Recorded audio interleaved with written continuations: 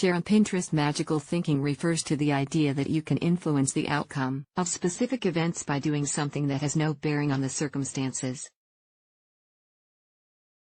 It's pretty common in children. Remember holding your breath going through a tunnel? Or not stepping on sidewalk cracks for the sake of your mom's back? Magical thinking can persist into adulthood, too. You've probably come to terms with the fact that monsters don't live under the bed, but you might still check, or do a running jump into bed, just in case. Or maybe you have a lucky outfit you wear when you're hoping things go your way. Generally speaking, there's nothing wrong with following rituals or superstitions. Sometimes, though, magical thinking can be a sign of a mental health condition. Common examples of magical thinking. Magical thinking pops up everywhere. Some examples are pretty universal, while others might be unique to a certain culture. Rituals and traditions. Think about knocking on wood to prevent misfortune, wearing a lucky item of clothing, making a wish on a dandelion, wishbone, or birthday candle, skipping the 13th floor or room number in building design. These are all examples of magical thinking. You do these things to cause a specific outcome. Superstitions and old wives' tales. Magical thinking doesn't always focus on making things go well. These common superstitions are also examples of magical thinking. Walking under a ladder brings misfortune. Breaking a mirror will cause 7 years of bad luck. Bad things come in threes. A black cat crossing your path brings bad luck. Plenty of cat owners worldwide would beg to differ. Associations. Another type of magical thinking involves linking specific outcomes to something that can't directly cause them. For example, you shouted at your sister, so she fell down and hit her head. Restarting your phone will make that text you've been waiting for show up. Your old car will finally start, if you just beg it hard enough. What about religion? Some people consider religion a form of magical thinking. However, it's important to consider the context of someone's background when it comes to this debate. Sure, some people have beliefs that seem like magical thinking to those who don't belong to the same culture or religion. To an atheist, for example, prayer might seem like a form of magical thinking. But magical thinking generally involves doing things you know, deep down, won't affect the final outcome of something. Most religious people hold their beliefs as truths, so religion isn't necessarily an example of magical thinking. It can have some benefits, so why do people practice rituals and put stock in superstitions, especially if they know there's no logical basis for them? Comfort. These practices and beliefs can offer a sense of comfort in a largely unpredictable world. Magical thinking might help you feel more in control of things you really have no way of managing. When you have nothing else to cling to, superstitious beliefs can reduce distress or frustration, even if they don't actually have power. If the situation does turn out the way you hoped, this usually reinforces your belief in the superstition. You aced that exam you were worried about? Of course you did. You were using your lucky pencil. Optimism. The power of positive thinking can also be considered magical thinking, in a way. There's no scientific support for the idea that thinking good thoughts can cure physical health conditions like depression or cancer. Evidence does suggest, however, that staying positive can change your outlook and help you manage stress and depression more easily. Increased optimism can also make it easier to notice good things around you, which can help relieve emotional distress. Even if your health may not improve physically, an improved outlook can sometimes help you feel a bit better, all the same. It can also help you reach a mindset where you feel better equipped to take concrete steps to address issues you're experiencing. Confidence research trusted source also suggests superstitions could have a positive impact on performance. Keeping your fingers crossed, holding a lucky charm, or wishing someone luck by saying break a leg can help boost confidence, which can lead to better performance. It has its downsides, too. All those benefits aside, magical thinking can have some drawbacks. If you put all your faith into superstitions and rituals without considering other possibilities or making effort of your own, you may have a hard time achieving success.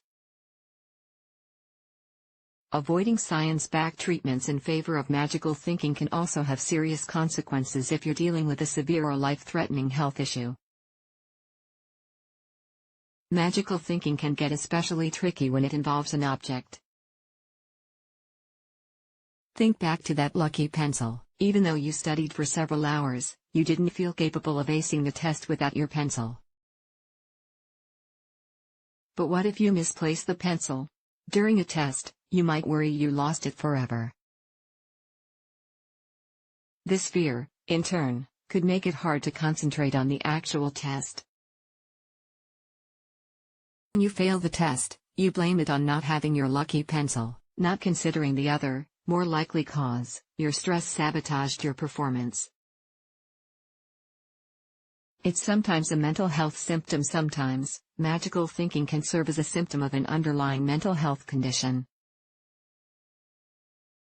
This type of magical thinking usually feels uncontrollable and creates a lot of distress. Here's a look at how magical thinking can pop up in different conditions. Obsessive-compulsive disorder. Magical thinking, also called magical ideation, commonly occurs as part of obsessive-compulsive disorder, OCD. People with OCD typically engage in specific rituals, or compulsions, to quiet the obsessive thoughts they experience. Someone might believe, for example, they'll get into a car accident unless they tap the hood of their car 3 times. While some people with OCD perform these rituals without really believing they have power, others have a strong conviction that failing to perform the ritual would have negative consequences. Anxiety. People with anxiety often have high levels trusted source of magical thinking.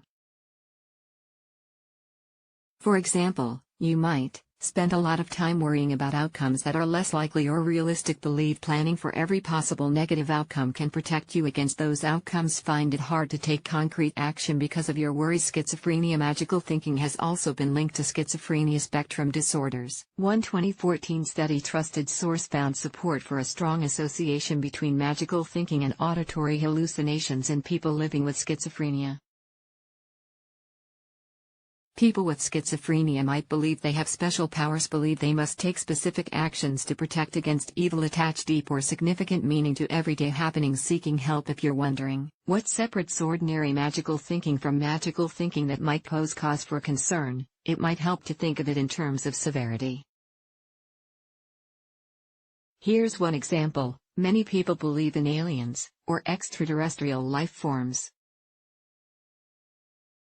Someone experiencing problematic magical thinking might take this a little further, believing aliens do exist. They reside in human bodies and plan to eventually inhabit all of humanity. Wearing a specific color or type of metal offers some protection against the aliens. As a result, they may only wear that specific color and always keep some of that metal in their pocket. This causes problems when they have to walk through a metal detector or wear a uniform for work. They might also experience a lot of anxiety if they lose that piece of metal while out for a walk and don't have an immediate replacement. Know the signs. In general, it's a good idea to talk to a therapist about magical thinking when it causes distress. It affects daily life. You can't control your thoughts. Your thoughts trigger urges to hurt yourself or others. Your feelings seem unusual and persistent. Talking to a therapist can also help if you experience other mental health symptoms along with magical thinking, especially if they seem to have some connection. These symptoms might include a persistent low mood, compulsive behavior, successive fears or a worries, mood change, seeing or hearing things no one else can see, or a need to use substances to deal with these symptoms. The bottom line: occasional magical thinking is pretty normal. It pops up in most people's lives occasionally. More often than not, it's fairly harmless and may even have a few benefits. So, hold on to your lucky charms, but consider talking to a therapist if you're worried about the intensity or severity of your rituals or beliefs. Crystal Rapole has previously worked as a writer and editor for Good Therapy. Her fields of interest include Asian languages and literature, Japanese translation, cooking, natural sciences, sex positivity, and mental health. In particular, she's committed to helping decrease stigma around mental health issues.